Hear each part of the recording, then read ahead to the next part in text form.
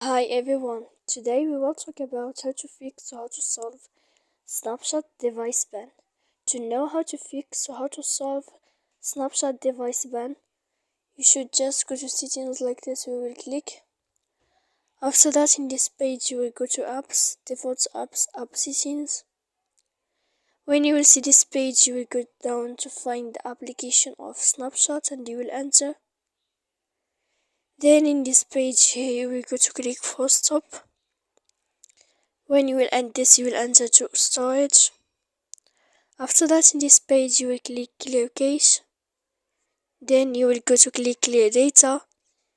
And when you will end all this, you can update your application. So please don't forget to support us by like and subscribe. See you next time in another video. And thank you for watching.